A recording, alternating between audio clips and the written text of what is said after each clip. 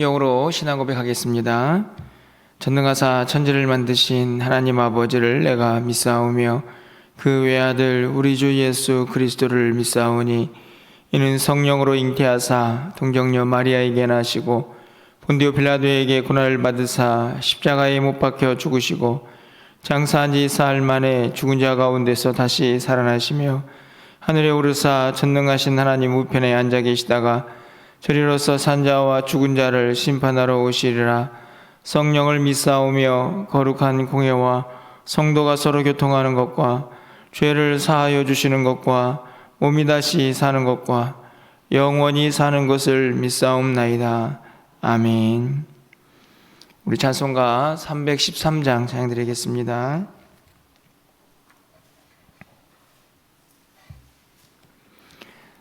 313장입니다. 내 임금 예수 내 주여 찬양드립니다.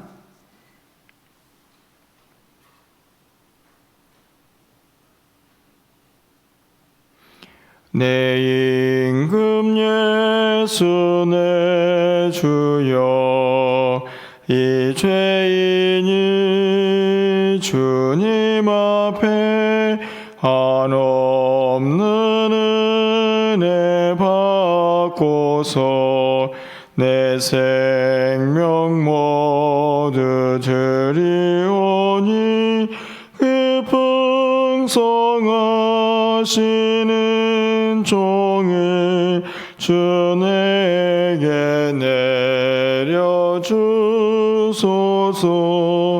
내 임금 예수 내 주여 내 허물은 덮으시고 주 십자가에 흘리신 그 피를 믿는 마음 보사 내 중한 죄를 사하여 참 평안한 맘 주소서. 내 임금 예수 내 주여 주 은혜에 감격하여 한없는 감사 찬송을 내 주님 앞에 드리오며 내 마음과 정성 다하여 늘 기뻐하며 살리라. 내 임금 예수 내 주여 이 마음과 이 천한 몸 그 몸의 피로 값주고 주 친히 사신 것이오니 나 이제 사나 죽으나 주 뜻만 따라 살리라. 아멘. 오늘 하나님 말씀은 요한복음 4장 15절에서 26절까지 말씀입니다.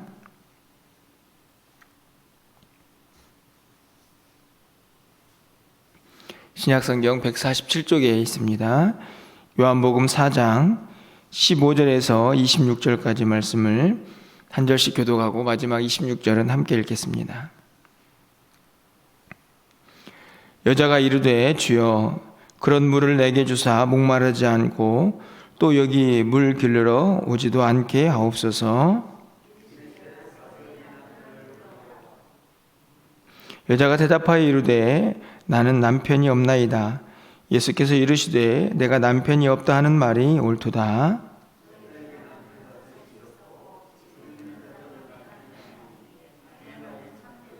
여자가 이르되 주여 내가 보니 선지자로소이다.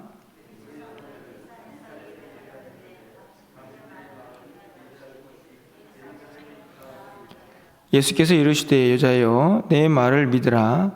이 산에서도 말고 예루살렘에서도 말고 너희가 아버지께 예배할 때가 이르리라.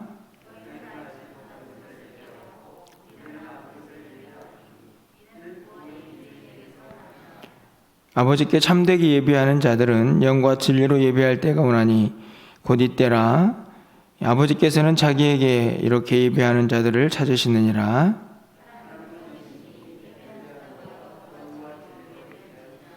여자가 이르되 메시아 곧 그리스도가 하는 이가 오실 줄을 내가 아노니 그가 오시면 모든 것을 우리에게 알려주시리다. 예수께서 이르시되 내가 말하는 내가 그라 하시니라. 아멘.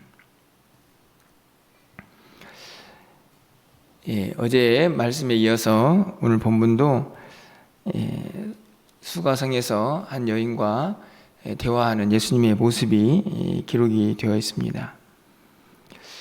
어제 말씀과 오늘 말씀을 통해서 이 여인이 점점 더 예수님을 알아가는 지식이 더 풍성해지고 더 정확해지고 있다는 사실을 오늘 본문이 우리에게 보여줍니다.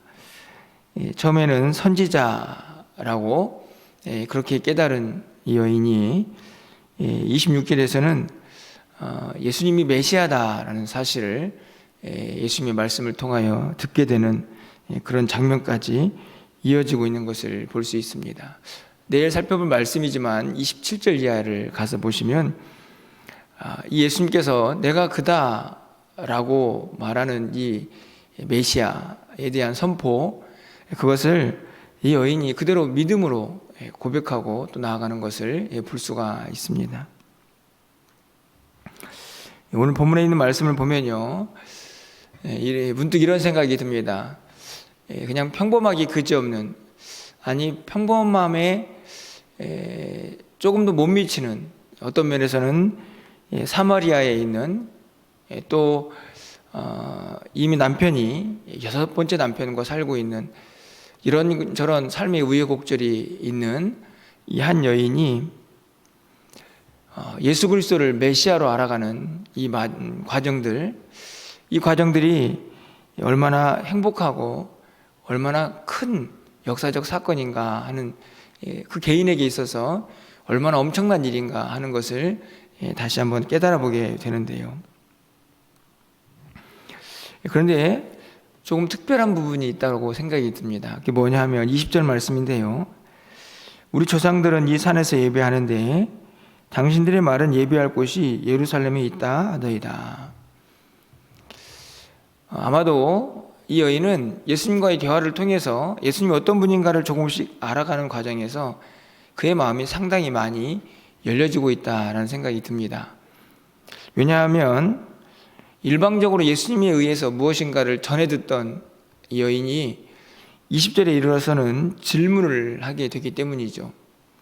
질문의 내용을 보면 이 여인이 어떤 마음으로 이 세상을 살고 있었을까 하는 내용을 좀 짐작을 할 수가 있게 되는데요. 이 여인에게는 누군가를 만나면, 특별히 선지자를 만나면 아마 이 질문을 꼭 하고 싶지 않았을까 이런 생각이 듭니다. 그래서 예수님에게 가장 먼저 하는 질문이 바로 20절에 있는 질문이죠. 예배에 대한 질문을 하고 있습니다. 자신들은 이 산, 다시 말하면 그 당시에 이제 예루살렘까지 내려가지 않고 이 북이스라엘의 사람들은 이 사마리아에 있는 그리심 산에서 예배를 할 수 있는 처소를 만들고 여기서 예배해도 된다, 아마 이런 이야기를 하고 있었던 것 같습니다. 하지만 우리가 잘 알고 있는 것처럼 성전은 예루살렘에 있었습니다. 그러니까 유다 사람들은 예루살렘에서 예배를 해야지 라고 이야기를 했던 것이죠. 그래서 이 여인이 첫 번째로 던진 질문은 도대체 어디에서 예배하는 게 맞습니까? 이런 질문을 던집니다. 저는 말씀을 읽으면서 가장 먼저 이 여인에게 찾아온 이 귀중한 시간, 이 시간을 통해서 이 여인이 가장 먼저 해결하고 싶었던 궁금증은 예배에 대한 것이다 라는 생각을 해볼 때 이 여인은 그냥 평범한 여인처럼 보여지지만 그의 삶에서 가지고 있는 궁극적인 질문은 하나님을 향하여 있다라는 생각을 갖게 됩니다. 먹고 사는 문제, 또 어찌 보면 자기에게 처한 이런저런 아픔들, 그것들을 해결하기 위한 그런 노력들보다도 이 여인은 가장 먼저 도대체 어디에서 예배를 하는 게 맞습니까? 라고 하는 예배에 대한 질문을 예수님께 하고 있다는 사실이죠. 어찌 보면 영적인 질문이다라고 생각이 듭니다. 여러분은 어떠신가요? 이 여인은 지금 예수님을 만나서 이분이 선지자구나 라는 생각, 그것을 갖게 되자 예수님에게 자기가 가지고 있는 이 영적인 질문을 해결받기 위해서 물음을 갖고 있는 것입니다. 저는 개인적으로 우리가 신앙생활을 하는 중에 이런 질문을 갖는 것은 굉장히 중요하다라는 생각을 갖습니다. 궁극적으로 예배뿐만 아니라 예수님이 누구시고, 내가 믿고 있는 하나님은 어떤 분이시고, 내가 다니고 있는 교회는 성경에서 무엇이라고 말하고 있고, 이런저런 질문들, 물론 이미 다 알고 있는 내용들이지만 그 질문들을 통해서 우리는 더 하나님께 가까이 나아가고 더 본질에 가까워질 수 있는 그런 은혜를 누릴 수가 있기 때문이죠. 오늘 이 여인도 어찌 보면 그냥 일상에 여러 가지 문제 가지고 그렇게 살아갈 여인이지만, 그럼에도 불구하고 예수님을 만나서 먼저 던진 질문은 예배, 도대체 예배를 어디에서, 예배가 뭡니까? 이렇게 질문을 하고 있는 것입니다. 예수님께서 이 여인의 질문에 답을 하시죠. 21절 말씀입니다. 예수께서 이르시되 여자여 내 말을 믿으라. 이 산에서도 말고 예루살렘에서도 말고 너희가 아버지께 예배할 때가 이르리라. 이렇게 말씀을 하십니다. 분명히 질문의 내용 그리고 질문의 대답이 방향을 달리하고 있는 것을 볼 수 있습니다. 이 여인은 도대체 어디에서 예배를 해야 합니까? 라는 장소적인 측면의 질문을 던지고 있지만, 예수님께서는 장소의 문제보다 더 중요한 것이 있다라는 사실을 깨우쳐 주죠. 그것은 무엇입니까? 네가 누구에게 예배를 하고 있는가 하는 것을 알아야 한다는 것입니다. 그래서 21절 끝부분에 가보시면 아버지께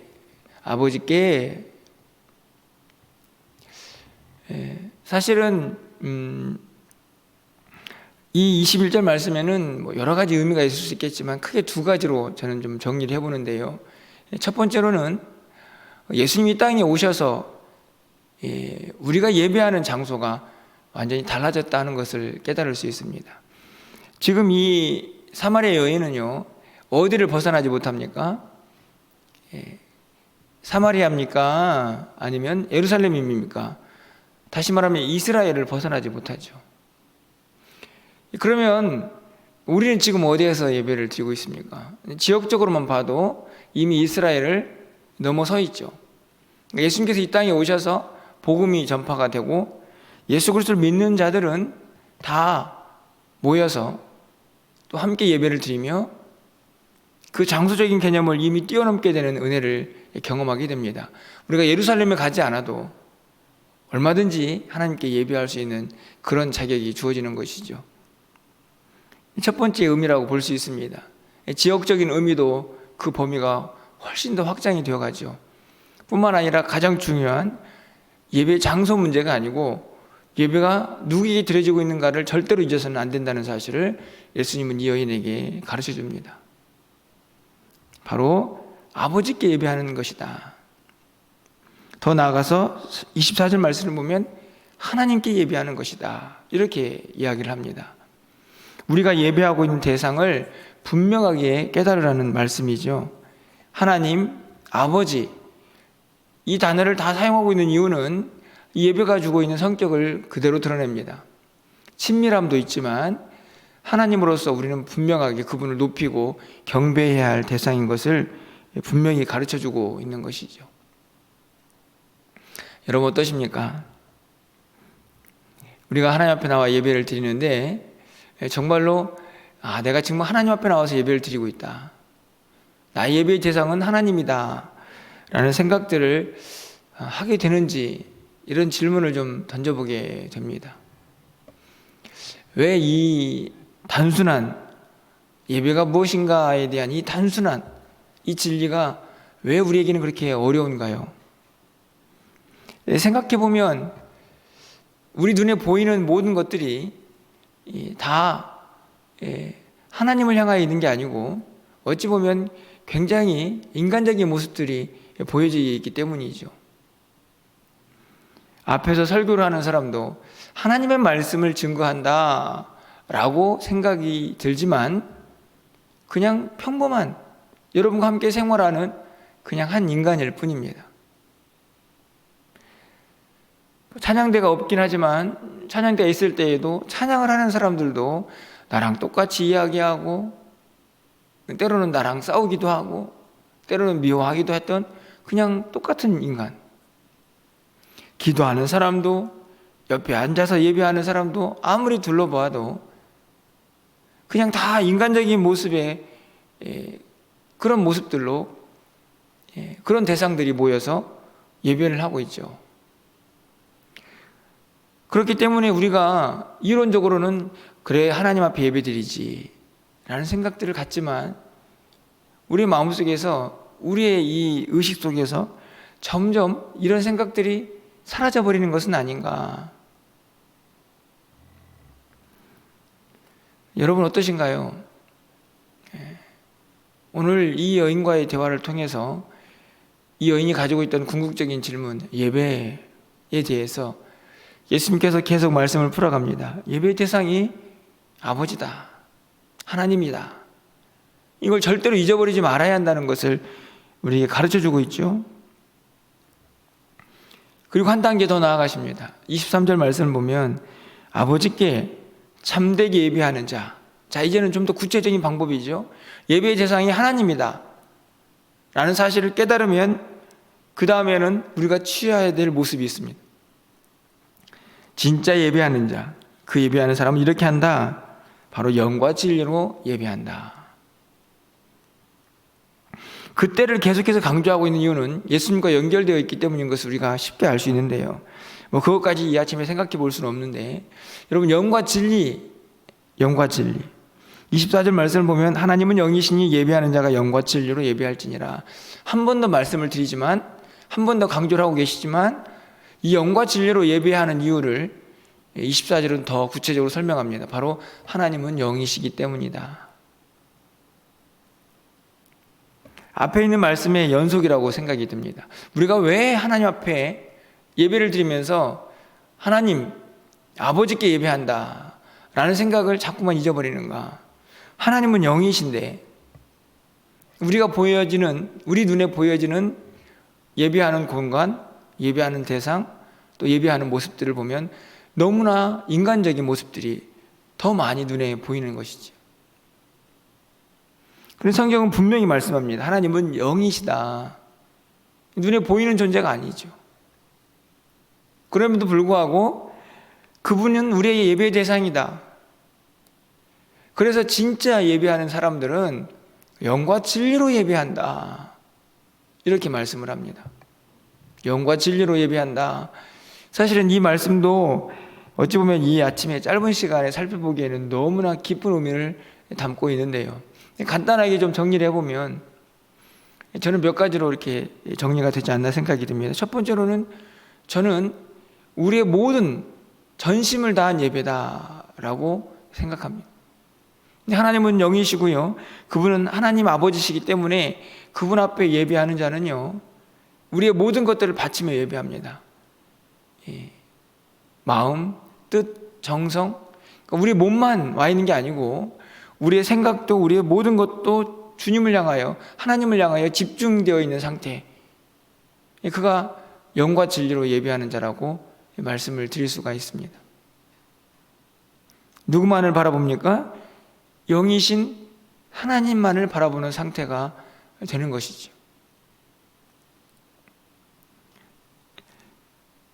자꾸만 우리의 모습을 돌아보게 됩니다. 말씀을 전하는 저도 마찬가지고요. 과연 정말 우리가 예배할 때마다 나 하나님 앞에서 예배하고 있다, 이런 마음을 갖고 있는지. 사실은 우리 모두가 자꾸만 눈에 보이는 인간적인 사람들의 모습들을 너무 많이 보고 있기 때문에 영이신 하나님과의 깊은 교제의 자리로 나아가지를 못합니다.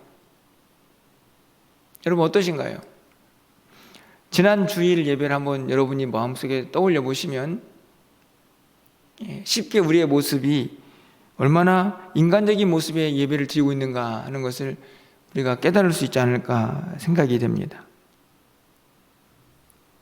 영이신 하나님, 그분과 얼마나 영적으로 교통하고 있는가가 우리가 드리는 예배에 매우 중요한 질문이 되어야 한다는 사실이죠. 그래서 영과 진리로 드려지는 예배는 또 한편으로는 성령의 충만함, 성령의 임재, 그것을 경험하는 예배다라고 말씀을 드릴 수 있습니다. 하나님의 영광이 가득한 예배죠.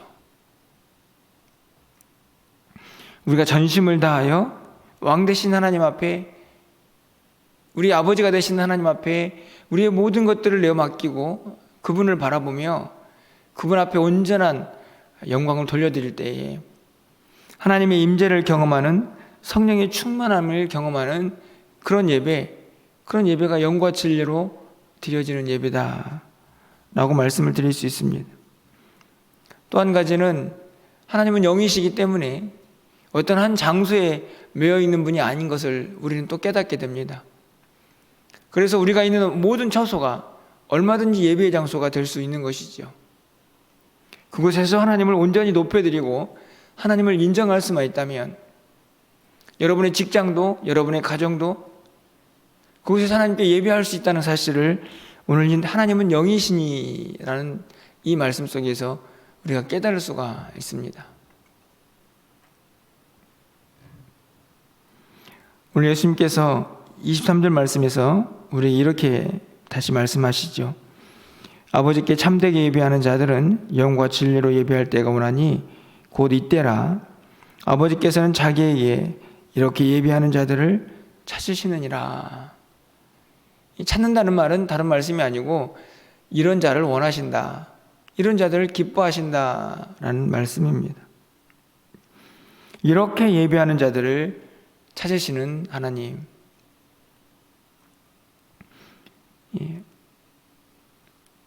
우리가 이미 너무나 잘 알고 있는 말씀이지만 오늘 이 아침에는 저 자신을 비롯해서 우리 모두가 어떤 예배자로 하나님 앞에 서 있는가 하는 것을 다시 한번 깨달아 보게 됩니다. 이 여인은 계속해서 예수님과 대화를 나누며 그 예수님이 가지고 있는 놀라운 진리들을 하나씩 알아가고 있습니다.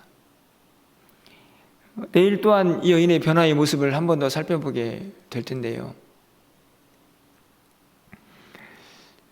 저는 우리 모두에게도 이런 은혜의 시간이 필요하다 하는 사실을 다시 한번 깨달아 보게 됩니다. 우리는 모두 이미 신앙생활을 오래 했고 예배가 뭔지도 이론적으로 잘 알고 있습니다. 하지만 그럼에도 불구하고 다시 우리는 이 우물가에 있는 이 한 여인의 모습으로 돌아가야 하지 않을까요?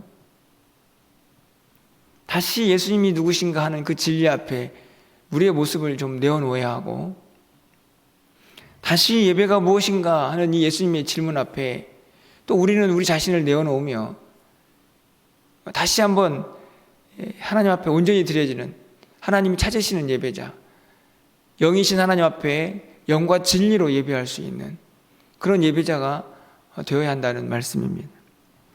분명 하나님은 영이신데 우리는 너무나 인간적인 모습으로만 하나님 앞에 나와 예배를 이런저런 모습으로 드린다 하지만 그 안에서 영적인 깊은 교제를 나누지 못하는 안타까운 상태에 우리가 늘 직면해 있는 것은 아닌가 하는 것을 다시 한번 돌아보게 되는 것이죠.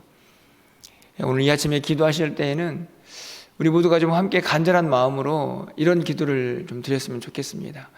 우리 자신의 예배, 또 우리 멸류관 교회의 예배, 하나님께서 우리 예배를 좀 기뻐 받으실 만한 정말 영과 진리로 드려지는 예배, 그런 예배가 회복될 수 있도록, 또 나 자신에게도 그런 예배가 회복될 수 있도록, 우리 공동체 가운데 그런 회복의 역사가 임할 수 있도록 하나님께서 좀 도와달라고, 우리 가운데 좀 일해달라고, 하나님의 열심히 우리의 심령을 좀 바꿔달라고, 그렇게 기도하며 나아가는 이 아침이 되었으면 좋겠습니다. 그런 은혜를 좀 경험하고, 여러분이 새벽마다 나와서 예배할 때에도 단순히 그냥 와서 기도하고 돌아가는 게 아니고, 하나님 앞에 나왔으니 하나님과 영적인 깊은 교제에 함께 나아가는 은혜, 성령의 역사가 경험되는 그런 은혜, 그런 은혜를 누릴 수 있는 이 아침이 될 수 있도록 여러분이 함께 기도하며 나아갈 때에 하나님께서 우리의 또 마음의 소원을 들으시사 우리에게 그런 은혜를 부어주실 줄 믿습니다. 여러분이 그런 예배자로 온전히 회복되어서 올 한 해는 정말 여러분의 모든 예배가 주님이 기뻐하시는 예배가 될 수 있도록 함께 마음을 모아 나아갈 수 있는 저와 여러분이 되시기를 주님의 이름으로 축원합니다. 기도하겠습니다. 하나님은 영이시니 우리가 드리는 모든 예배가 영과 진리로 드려지는 예배가 되기를 간절히 소망합니다. 그런 자를 오늘도 찾고 계시는 하나님, 내가 있는 곳에서 또 주의 전에 나와서 예배할 때마다 하나님과 영적인 깊은 교제에 우리 모두가 나아갈 수 있도록 주님 도와주시옵소서. 우리의 심령의 예배가 회복되게 하시고 우리 가정과 우리 공동체의 예배가 온전히 회복될 수 있도록 주님 도우시고 인도하여 주시옵소서. 주님 일하여 주시옵소서. 우리의 심령 가운데 진정한 부흥이 일어날 수 있도록 하나님 함께하여 주시옵소서.